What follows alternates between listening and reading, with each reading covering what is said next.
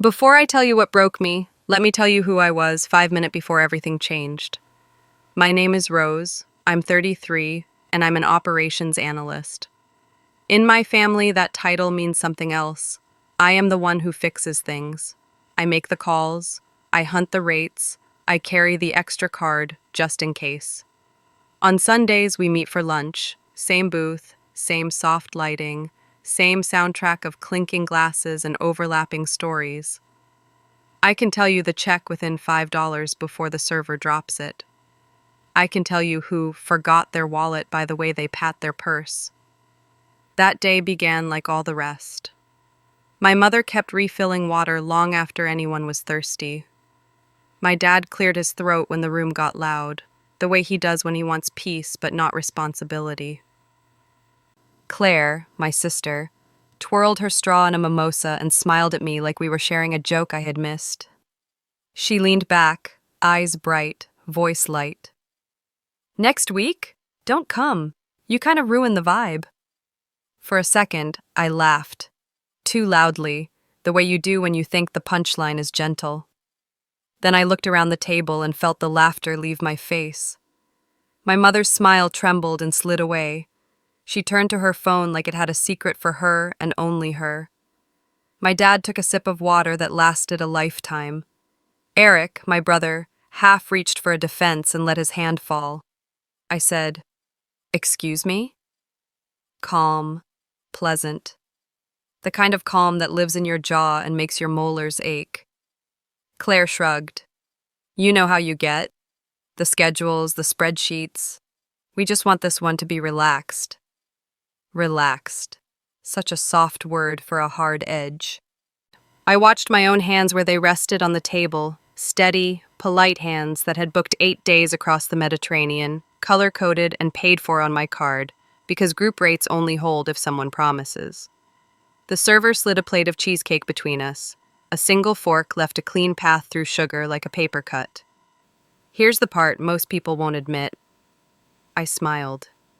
Because if I got angry, I'd be dramatic.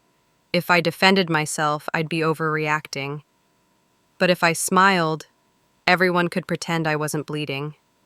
I said, "Sure, whatever makes it easier." And that should have been the end of it, only it wasn't. Not for me. Before we go on, I want to know, where are you watching from right now? Drop your city or country in the comments and stay with me. What comes next is the moment a lifetime of fixing finally snapped. I drove home without the radio on. The quiet in the car had a weight to it, like a sweater I couldn't take off. Upstairs, my apartment felt too neat. The kind of neat that makes a person think everything is under control. I set my keys in the dish by the door and went straight to the kitchen table, the place where I make other people's plans look effortless. The laptop woke to a familiar skyline of tabs, confirmation emails, hold notices, insurance policies. The group tour page glowed with a green banner, confirmed for 8.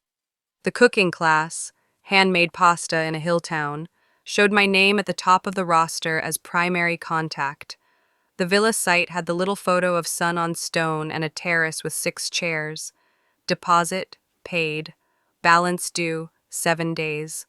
My spreadsheet sat open behind everything else, a museum of order. Flights in one color, transfers in another. Arrival times, ages of the kids, food allergies. Little notes to myself. Remind Eric to carry on. Claire wants sea view. Mom, extra sunscreen. I scrolled, not because I needed to check anything, but because the view of my work always calmed me. There's a particular kind of pride in getting it right before anyone else knows there was something to get right. Fetching a group rate that saves a few hundred. Finding a direct train at half the price. Putting the nicer room under someone else's name so they feel taken care of. I have done this for years. It's a language you learn by repetition. Other windows waited in the background, the little proofs of a life spent cushioning everyone else's fall. I could see the payment portal for Eric's landlord, the amount already typed in muscle memory. 700, again. The grocery delivery account in Mom's name, the saved list with her brand of coffee, and the crackers Dad pretends not to like but eats first. A receipt folder with a flight change fee from 2 summers ago when Claire hit the wrong button and texted, "Fix?" with a heart emoji. I pulled the folder closer. Paper is honest in a way people aren't. Bank statements, screenshots of transfers, notes in the margins, paid out, no reimbursement expected. That line made me laugh once, back when I wrote it as a joke. It didn't feel funny under my fingers now. I told myself I did it because I'm good at it. Because when a person knows how to keep a thing from breaking, they should. I told myself it was my way of loving, showing up with a solved problem so no one had to feel the pinch. Somewhere along the way, that turned into a rule only I followed. They learned the shape of my help and leaned on it. I learned the shape of their gratitude and lived without it. I clicked through every tab until I was back at the spreadsheet. Columns lined up like rails, a smooth track pointing to a week I was no longer welcome in. I rested my hands on the table and felt the small dent where a hot mug once sat too long. The table has marks from every season of my life. Pay stubs spread out the night I took this job. A stack of resumes when Eric was between things. Claire's baby shower list where I wrote thank you notes no one signed. I stared until the numbers blurred. The room hummed, the fridge, the street traffic, the thin whistle of air through the window seal. Nothing dramatic, no thunderclap, just a steady, patient sound like a clock you forget to notice. The thing about being the fixer is you know exactly where everything is, who holds the reservation, whose name is on the insurance, which card opens the door. You also know, better than anyone, how easily a thing can come apart. I closed my eyes and let that knowledge sit with me, not as a threat, as a fact. I opened my eyes and the cursor waited on the screen like it was holding its breath. My hands knew what to do long before my mind caught up. I moved the laptop closer and clicked the first tab, the group tour company. The banner still said, confirmed for 8. I clicked Manage Booking, scrolled past the photos of smiling couples on stone steps, and found the small gray link that never makes it into the brochure. Cancel. A box slid up. Are you sure? Yes. Another box. Primary contact will receive all refunds and notices. Okay. A final click, and the green banner softened to a neutral blue. Cancelled. An email chime followed a beat later. Subject line, confirmation of cancellation. I went to the cooking class next. The roster listed my name at the top with a phone number they always called when a head count slipped. We'll miss having you, the page said, as if it knew me. Cancel. Refund request submitted. A message promised credit back to my card within 3 to 5 days. I stared at the striped bowl of lemons in their banner photo and closed the tab. The villa took longer only because the website was proud of itself. It showed a slideshow of sunlit tiles, folded towels, the view down a path to the water. Your stay is almost here, it told me in cheerful font.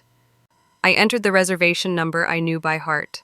My name filled the top of the page in bold, the anchor that held everything in place.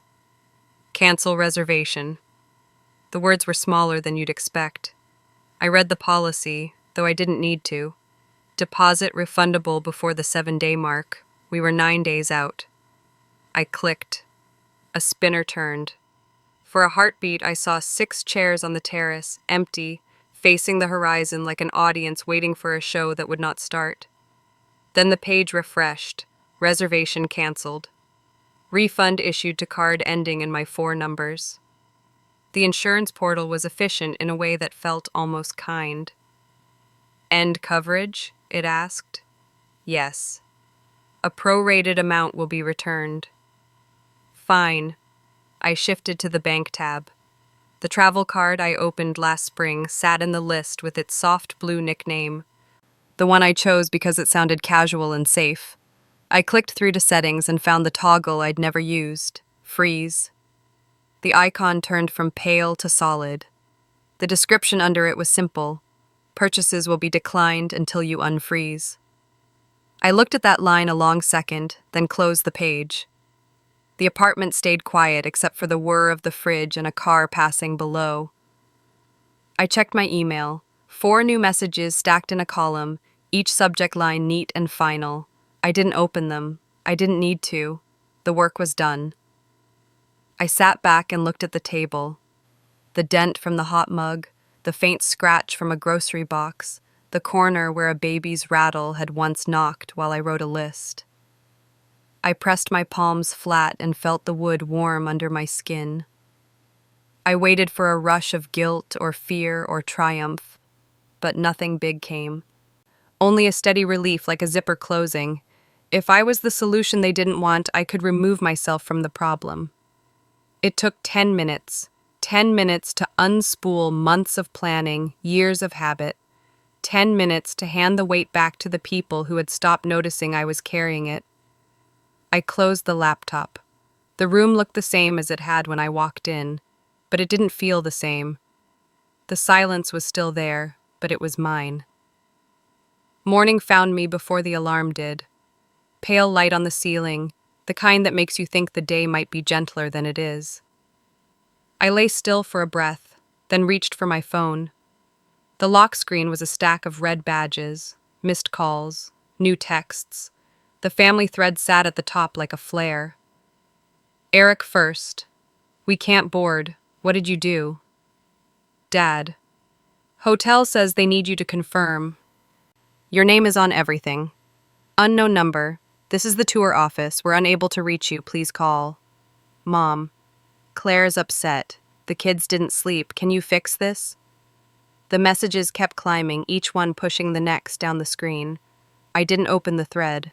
I tapped out a single reply to Eric, the one person who would make sure it traveled. Enjoy the vibe. I set the phone face down and left it there. The apartment had a soft hum, refrigerator, older pipes, the distant brakes of a bus slipping to a stop outside. I filled the kettle. The click of the stove felt final in a way nothing else did. Coffee measured, filter folded, the small domestic moves my hands know best. Steam fogged the window over the sink and cleared again, as if the glass were taking deep breaths with me. I pulled a mug from the shelf, the heavy white one with the hairline crack that never gives way, and sat by the window. Across the alley, a man in a blue robe shook out a bath mat. A cat watched him from the sill, tail moving like a metronome. The city didn't know anything had shifted. It went on, faithful and indifferent. The buzzer stayed quiet. The phone did not. It rattled the wood of the table and then rattled again. I didn't turn it over. I let the calls come and go the way weather does. I have spent years answering fast. This morning I practiced staying still. The first sip of coffee had that clean bitterness I like. It set my shoulders down an inch. I listened to the apartment breathe. When you spend a life running interference, you forget how loud silence can be when it finally gets a chance. It isn't empty. It has a weight and a shape. It fills the corners other people leave. The phone buzzed again and slid a little closer to the edge. I put one finger on it to stop the drift, then lifted my hand. Not answering is a decision like any other. You make it once, and then you remake it each time someone asks you to go back on it. Around 9, Ethan called. His name lit the screen, and this time I picked up. Hey, he said, voice softer than morning radio. You okay? I'm fine, I said. The truth was steadier than I expected. Cleaning up some travel stuff. He was quiet for a beat. Rose, he said, you don't have to keep proving you're the responsible one. I let the words sit. They didn't sting. They landed like a coat over cold shoulders. I know, I said. I'm here, he added. Whatever you need.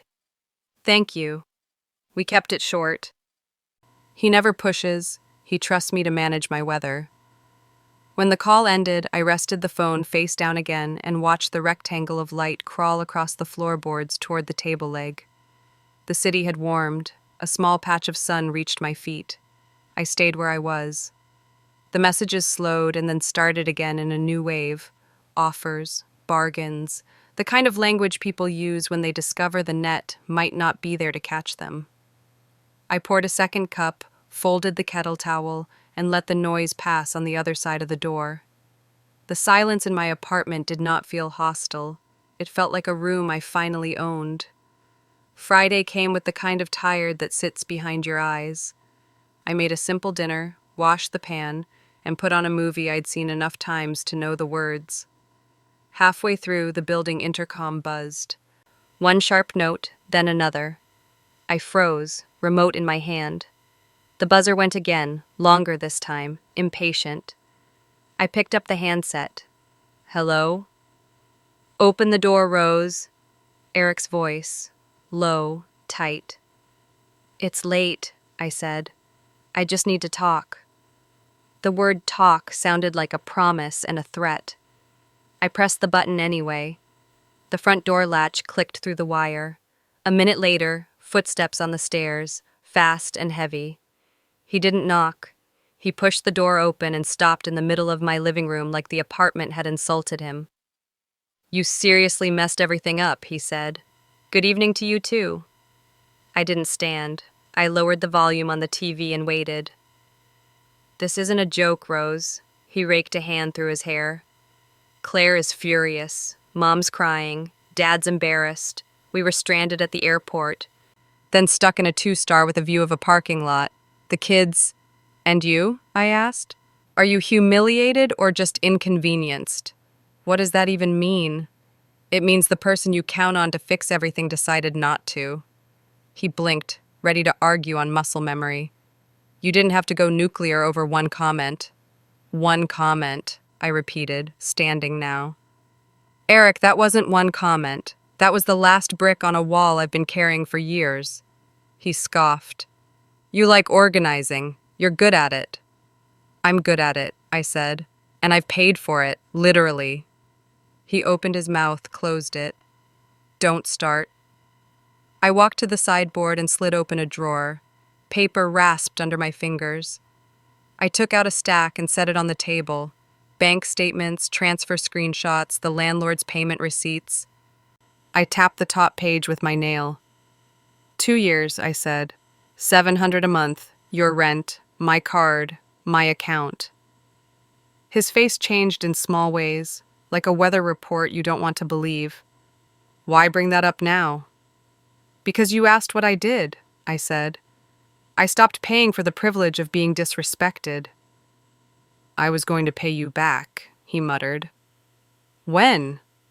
I didn't put heat on the word. I let it sit there between us, simple and clean. You never even asked if I could afford it. You just assumed I'd manage. He stared at the papers like they were in another language. I thought you didn't mind, he said finally. That's the problem, I said. You all think I don't mind, because I don't shout, because I show up with solutions, because I smile through a cut.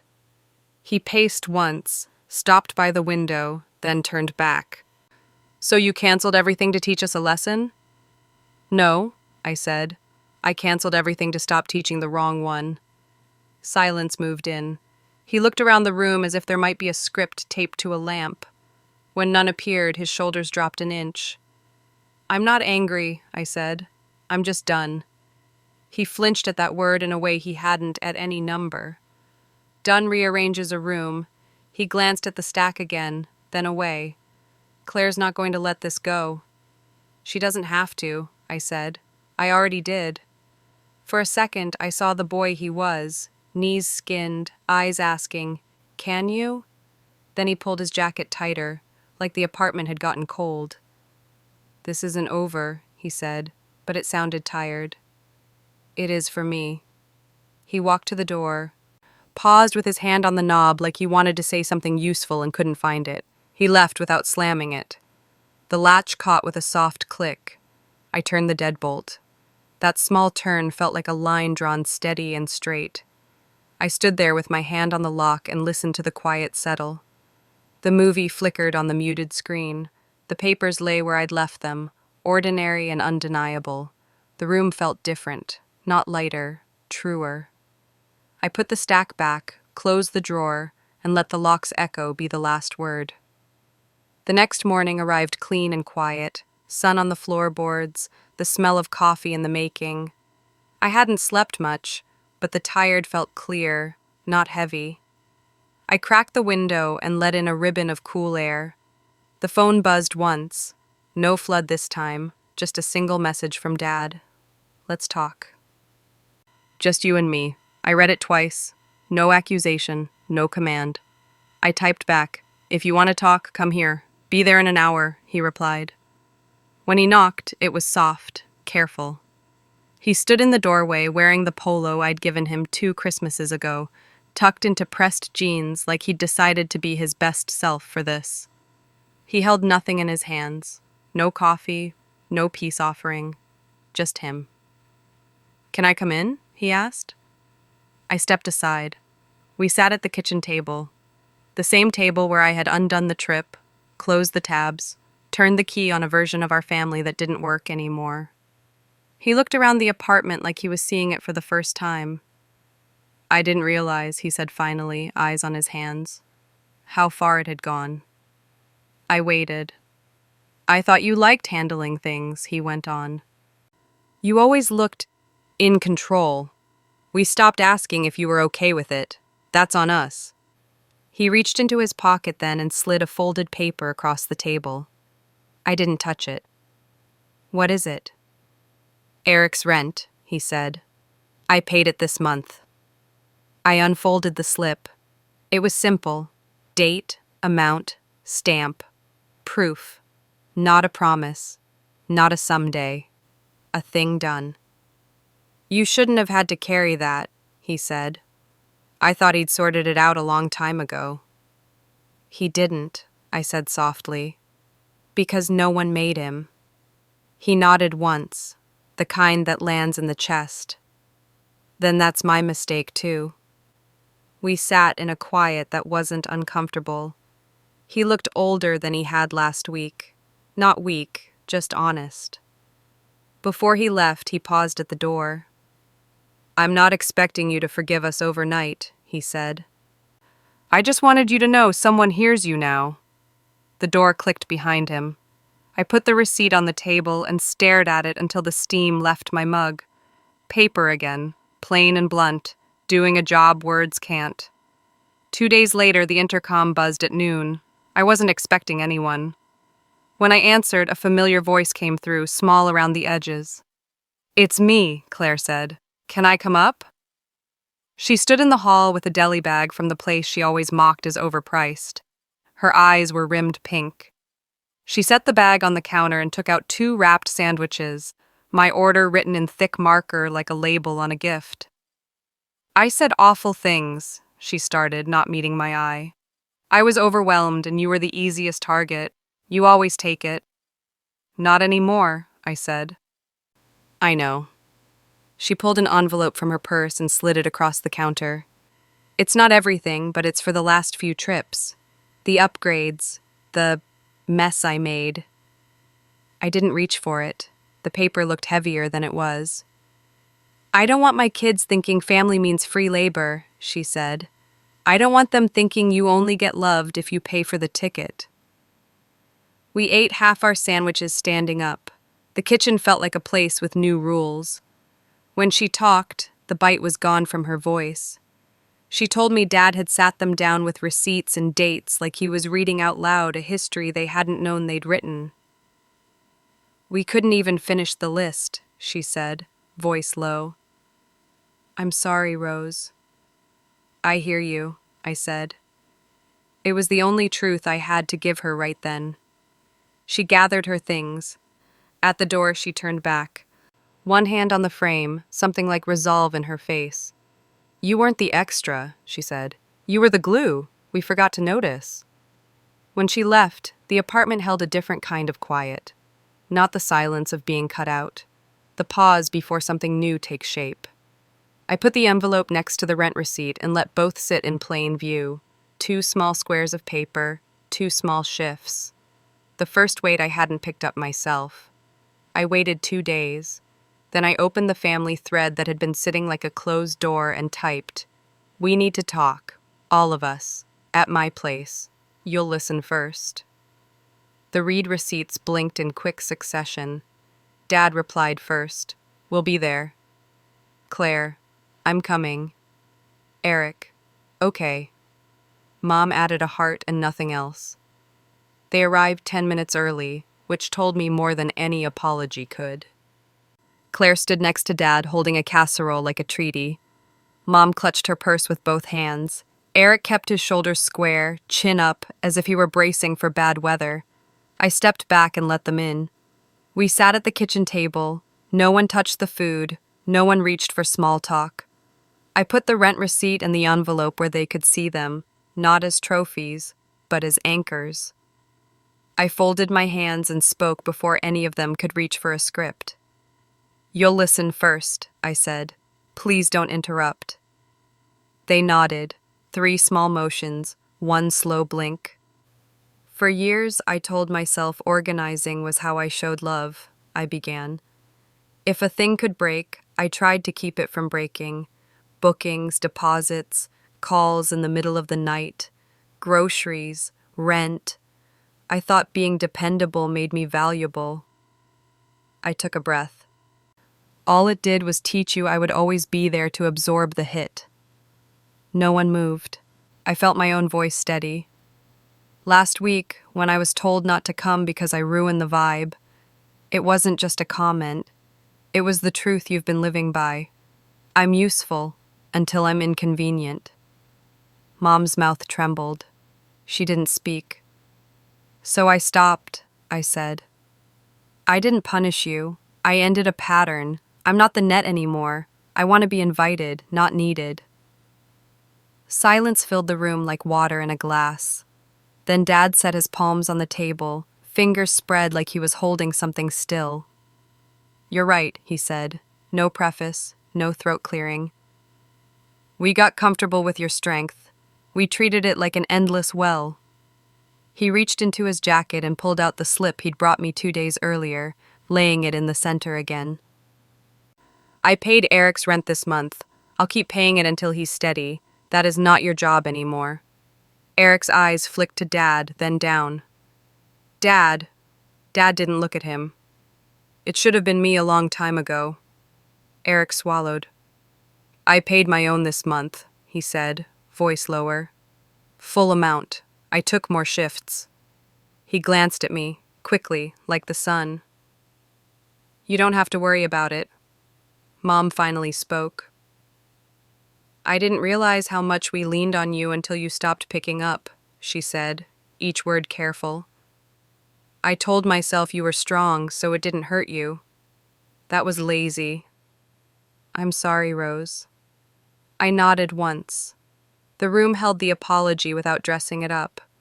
Claire reached into her bag and set a second envelope next to the first. It's not everything, she said. But it's the last trips and the upgrades and the mess I made. She sat back. I made Dad go through every receipt with us. We didn't even get halfway. It's not about the money now, I said.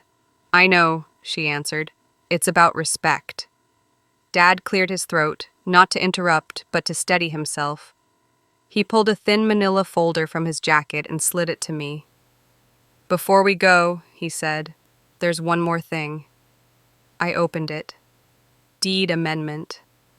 The family cabin, the one Granddad left to Dad and that the rest of them used like a summer toy while I spent weekends scraping paint and fixing gutters, now listed my name along with his. My hand went still on the paper. Not because you paid, Dad said quietly. Because you carried us. The words landed where years of thank yous never had. My throat tightened, but I didn't look away. This doesn't mean everything is perfect, I said at last. It means the rules have changed. If something goes wrong, you figure it out together. You don't put it on me. We won't, Mom said. We'll do better. No more secret assumptions, Claire added. Eric let out a breath he'd been holding. No more calling you at the last minute to cover for me, he said. I'll handle my life. We sat in a quiet that wasn't brittle. The casserole cooled untouched. The sun had shifted across the floor by the time anyone stood. At the door, Dad put a hand on my shoulder, light, respectful. "Your silence," he said, "was the only thing that made us listen." I didn't answer. I didn't need to. They stepped into the hall and I closed the door softly, the way you close something you plan to keep. I set the deed and the envelopes back on the table and let the room breathe. The pattern had broken. The ground held. The next week settled like a new kind of weather. No dramatic fronts, just a steady change in the air. The family thread stayed quiet for a few days, and I let it. My apartment learned my footsteps again. I made dinner for one without counting portions for the imaginary guests I'd been feeding for years. The rent receipt and the 2 envelopes stayed on the table a little while longer, not as trophies, only as proof that a different pattern was possible. Then I filed them away. On Thursday evening, a message from Dad blinked on my phone. "Dinner Sunday. Your favorite place?" No surprises. I typed back, "I can make it." We met at a small place near the park. When I walked in, they were already seated. Early again. A small thing, but it mattered. Mom stood to hug me and didn't hold on too long. Claire slid the water carafe toward me but didn't fuss. Eric glanced up and then down with a half smile, the kind you give a person you're trying to deserve. Before anyone reached for menus, Dad cleared his throat. "You said we'd listen first," he reminded the table. "So, we're listening." It didn't feel like a test. It felt like an open door. "I love you," I said. "That hasn't changed. What changes is this. I'm not the safety net. If something goes wrong, you handle it together. If you want me there, invite me. Don't need me to keep you from falling apart." No one interrupted. Mom nodded once. Claire folded her napkin with both hands and set it straight. Eric rested his palms flat on the table. "Okay," he said. The word landed without wobble. Dinner was simple, no arguments about who ordered what. When the check came, Dad placed his card down and Eric slid cash beneath it to cover his share. Mom tucked a tip under the tray with quiet certainty. No one looked at me for the math. The server took the payment without a show, and the evening kept its shape. Afterward, we stood on the sidewalk, the air warm enough for short sleeves. Dad hugged me and stepped back the way a man does when he's measured the distance he used to overshoot. "We're proud of you," he said, "for saying what needed saying." "Thank you," I said, and heard my own voice without the old hollow in it. Weeks passed. They took a lake weekend in early June. I didn't go, and no one made me feel like a missing part. The second evening, a photo popped up from Claire, the kids on a dock at sunset, their legs bare and goosebumped, grinning into the wind. Caption, "Missed you." It read like a statement, not a plea. A few days later, my phone buzzed with a screenshot from Eric. Rent paid in full, his account number across the top, the confirmation checkmark bold. He added, "Took a second job." You were right. I didn't reply with a speech. I sent back, "Good, proud of you." He responded with a thumbs up, then a second message. "Thanks for the wake-up, sis." Mid-month, Dad called. "We're thinking about a winter trip," he said, careful. "Equal shares, no assumptions. You in?" "I'll think about it," I told him. "Fair answer," he said, and didn't push. 3 months later, an envelope arrived with my name in Claire's handwriting. Inside, a card. "You always made things special." We're learning to do the same, and a gift card to my favorite bookstore, the one I'd mentioned once in passing years ago. I stood in my kitchen and read the note twice. It wasn't the value, it was that she'd noticed. On a warm Sunday, Mom texted, "Dinner at our place, just us, no agenda." I went. Same house, same table, same chairs that creak just before you sit. But the evening moved differently. No jokes with an edge, no last-minute needs slid across the table like chores in disguise. When dessert came, Dad lifted his glass of tea. "To Rose," he said. for teaching us that silence can be strength. I didn't cry. My throat tightened and then eased. We ate pie. We talked about the garden, the neighbor's unruly hedge, the thrift store down the block that had somehow become a legend. Ordinary talk, the kind that makes a life feel held. Later, on the porch, I stood under the yellow porch light and listened to summer insects tune the dark. For years, I had mistaken peace for being alone, like quiet could only exist if I closed the door on everyone. Now I knew better. Peace was balance. It was a dinner where the check didn't drift my way like a quiet command. It was a thread where invitations replaced emergencies. It was hearing, "We'll be early," and finding them already there, not because they needed what I could do, but because they wanted to meet me where I stood. I walked to my car with an easy stride I recognized from a different decade. Home waited, not as a refuge from them, but as a place I finally occupied on my own terms. And for the first time in my adult life, I didn't feel used. I felt whole.